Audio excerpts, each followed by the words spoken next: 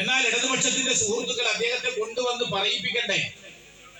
5 വർഷം നമ്മുടെ പ്രദേശം പ്രതിനിധാനം ചെയ്ത ജില്ലാ പഞ്ചായത്തിന്റെ വികസന പ്രവർത്തനങ്ങൾ ജനങ്ങളോട് പറയാൻ, ആ ചെയ്ത വികസനത്തിന്റെ പേരിൽ വോട്ട് ചോദിക്കാൻ ഒരവസരം കൂടി ഞങ്ങൾക്ക് തരണം എന്ന് ഇടതുപക്ഷ ജനാധിപത്യ മുന്നണിയുടെ പ്രവർത്തകന്മാർ വീട് വീടാന്തരം കയറി പറയട്ടെ.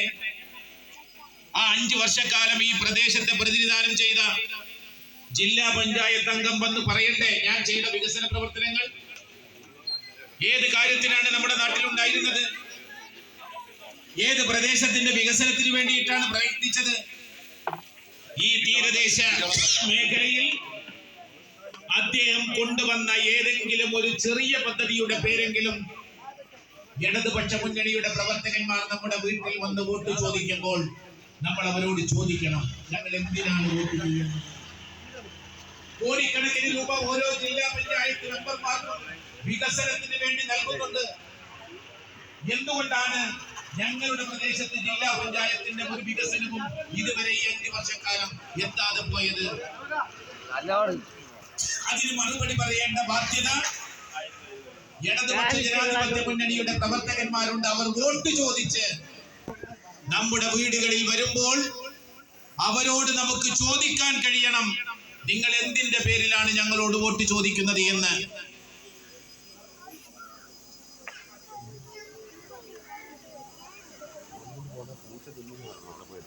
എന്തിനു വേണ്ടിയിട്ടാണ് ഞങ്ങൾ നിങ്ങൾക്ക് വോട്ട് ചെയ്യേണ്ടത്?